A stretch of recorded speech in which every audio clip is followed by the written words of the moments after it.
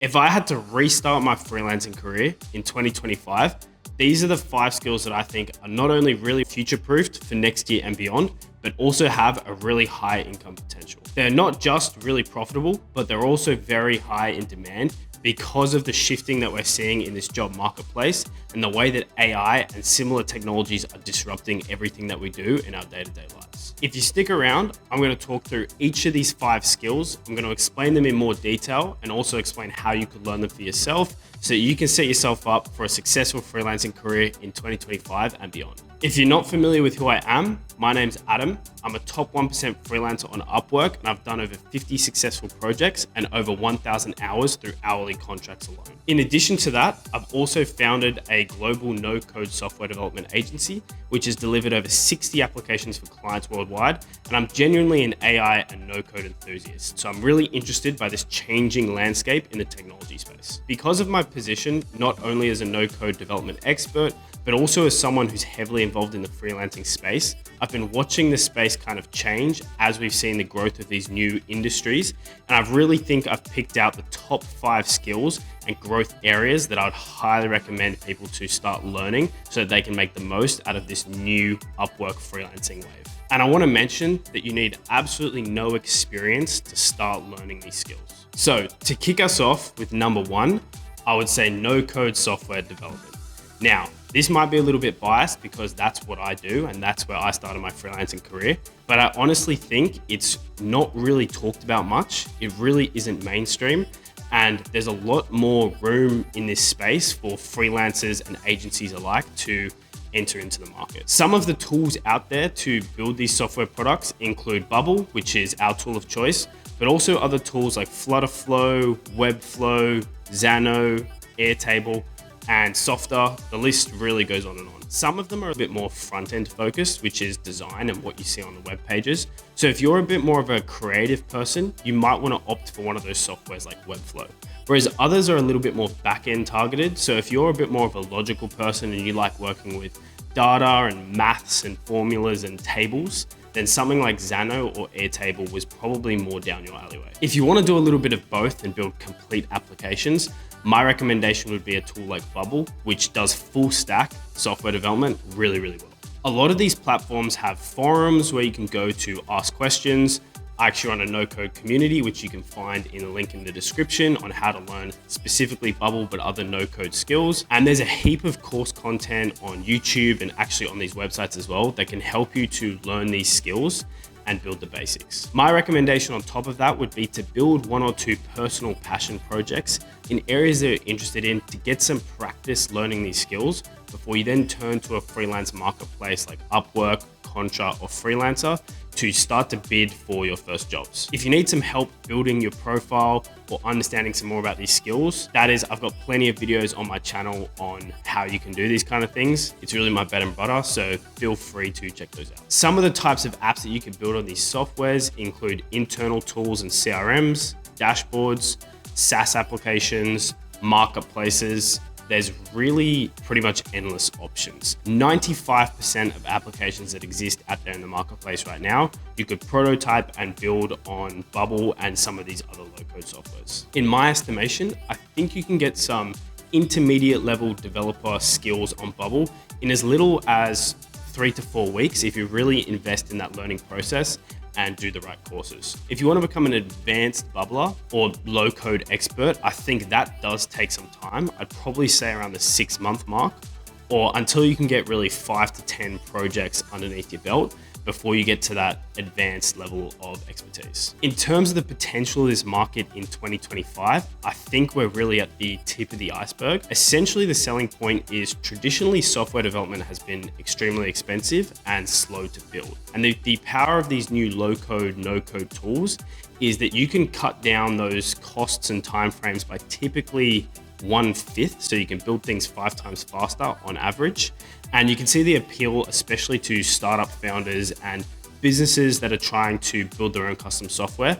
There's some big price and time benefits to using these tools.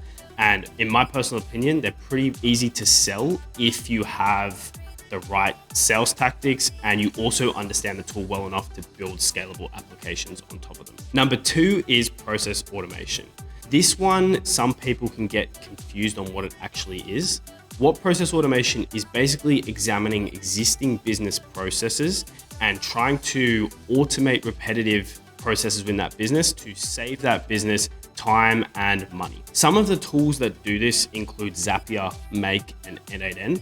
And essentially what you're doing is, let's take, for example, payroll. So let's say you have a business, people submit timesheets, and then currently you have a admin assistant who is manually looking over all of those timesheets, adding all the numbers up, and then sending out the money each week to pay those employees. Now that might take the assistant 5 to 10 hours a week, which has a cost associated with it. If you can set up a system where everyone submits a timesheet, possibly they upload them to Google Sheets or something like that.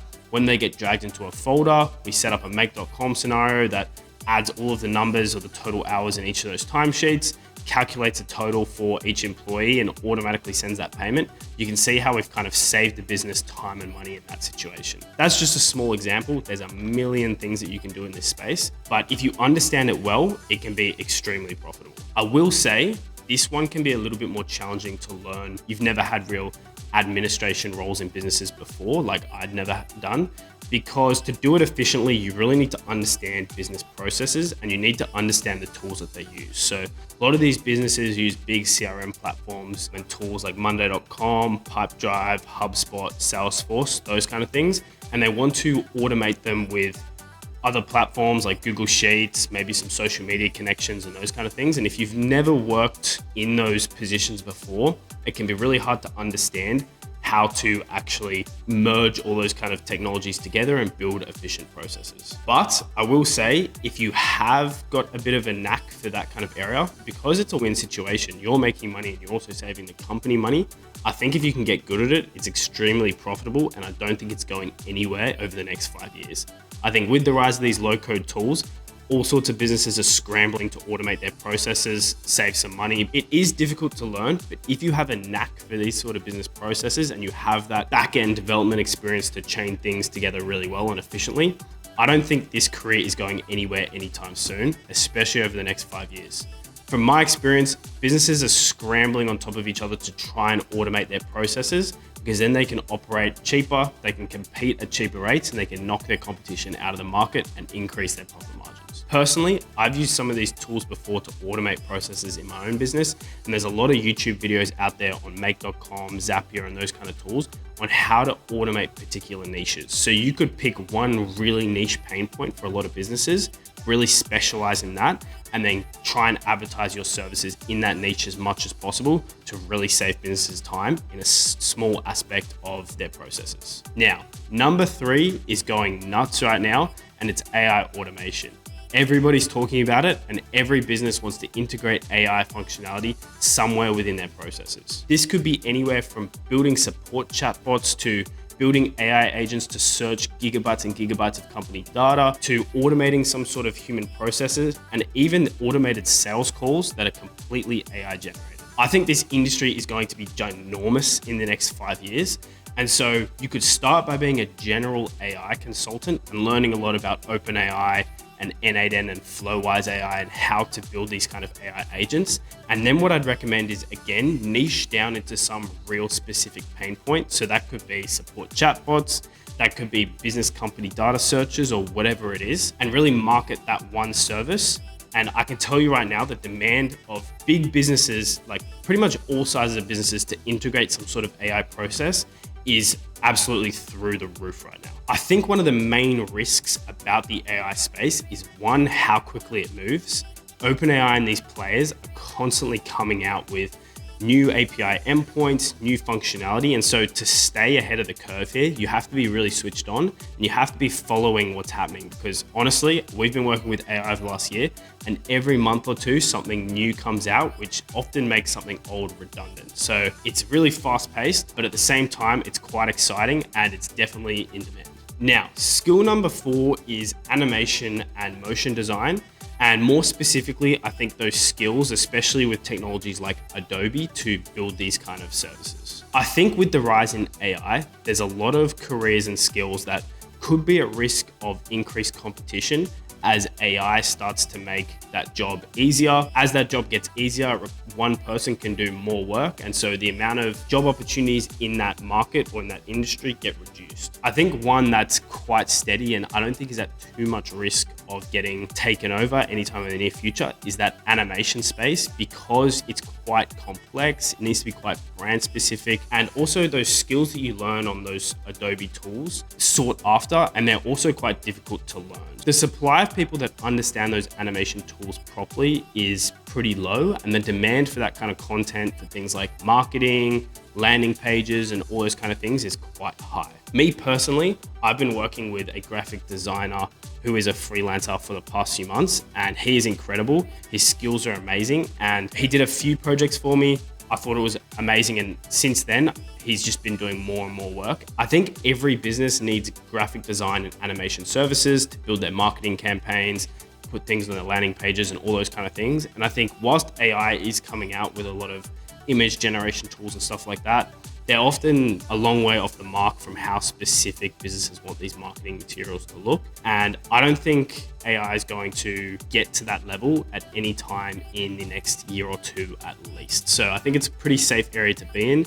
And these Adobe skills are typically take a little bit of time to learn. Adobe subscription, I think, is also expensive. So there's a bit of a barrier to entry, but that barrier to entry also means that the supply of people that are good in this space is lower. So if you can learn that skill, over that couple of weeks, I think it's a really profitable place to be in. And if you can deliver good quality work, I think it's a really successful freelancing avenue for next year and the few years beyond that. Number 5 is what I once got told is the safest and most future-proof skill that you can have, and that is sales and marketing. And I'm going to explain that in a little bit more detail, but that could be anything from building high converting landing pages to running successful marketing campaigns to being a really good on the phone salesperson. There's plenty of these jobs out there. And the reason why people say it's the safest job in the world is because if you know how to step into a business and sell a product and make that business money, you're directly influencing that business's bottom line. And I can tell you right now that if you're making a business money as directly as that, they're never going to want to fire you. Now, some of the cons to this approach that can make it difficult is it can be really difficult to be good at marketing campaigns without the upfront money to run a bunch of tests, fail a bunch of times, and see what works and what doesn't. So it's one of those skills where you need to spend money in a lot of scenarios to learn how to be good at it. But there's other things like on the phone sales, which you don't have to spend too much money. It's more about time learning the skill. I find some people are really good at it and they have a knack for being able to communicate and sell things really well. Sales is probably not something that I gravitated to naturally, but I've definitely met people out there that are, really confident, come across really well on sales calls, really good at understanding products and being able to explain the benefits of those products to customers. And if you're one of those people, I'd highly recommend getting into a sales career because, again, I think it's one of the safest industries that you can be in forever. There are plenty of jobs out there on these freelancing marketplaces for anyone that can sell a product or build high converting landing pages, multiply a business's revenue in whichever form that takes. Again, you could niche down into a specific area. For example, building really specific Google ad campaigns or building converting landing pages on something like Webflow. And if you can kind of generate a portfolio of works that proves how good you are in these certain areas, I really think that this is one of the skills that you really can't go wrong if you can get it right and if you can prove yourself. There's probably going to be a lot of failing and a lot of money spent on practicing certain things that may not pay off. But once you get out the deep end, I think this is one of the safest and most future-proofed freelancing careers that you can get. So in summary, I think those are 5 of the most future-proofed freelancing skills that you can learn yourself to set yourself up for a career in freelancing in 2025 and beyond. I think they align really well with where the market is heading and the disruption that's happening, especially in this freelancing and tech space going forward in the next 5 years. Now, if freelancing is something that you're interested in and something you could see yourself getting involved in, particularly in 2025 and beyond, I run a completely free community to help people learn particularly no-code skills and how to freelance and develop agencies. So if you're interested in joining that, the link is in the description and you're more than welcome to head there. If you found this video useful and you're interested in things like no-code, AI, freelancing, and agency management, feel free to subscribe and I'll see you in the next video.